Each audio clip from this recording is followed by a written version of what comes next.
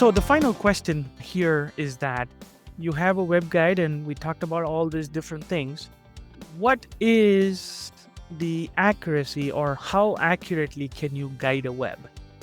It actually depends. Like I mentioned, there are lots of different parameters that are going to affect the accuracy of the web guide. If we are just dealing with a steady state error, we can expect plus or minus 0.25 millimeters. If you have a good machine and a perfect material, this is what you can expect. Higher accuracies are possible, like in printed electronics, you can get much higher accuracy. But if we're dealing with steady state errors, you have a good edge and all those kind of things, this is possible. But the problem is that most web guides are going to come into transient errors. These are either disturbances or material properties that are going to affect the disturbance of the web guide.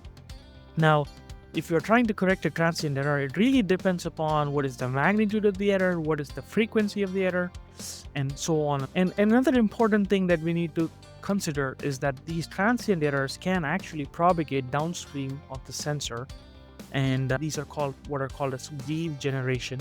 Even though you correct it at the sensor, you don't really know the angle at which the web is approaching, and that can cause weaves downstream. You won't have good guiding performance if you have wrinkles. I mean, if the web is wrinkling, that is going to cause the edge to move back and forth. There's no way you can have good guiding performance with that. Or edge curl, flutter, or sometimes plane change can also have that effect. If you have large magnitude error and your stroke of the actuator is limited, or the correction that the web guide can provide is limited, then you can expect good guiding performance whenever the actuator tops out on either side of its stroke. If you use a lower bandwidth actuator and you have a higher frequency error, you can expect good guiding performances. And the sensor, if you don't have a good sensor, or if it has gain changes, then you can expect a good guiding performance. And then improper installation can actually amplify the error. So that's another thing that we can expect.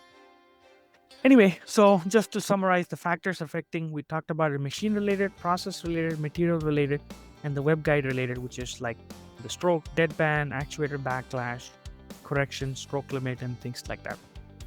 So in terms of design requirements, a good knowledge of the conditions like web speed, location, thickness, stiffness, environment, tension, desired correction, all of these are important for us to have a well-designed web guide. If you have a good understanding of all of these, we will do well.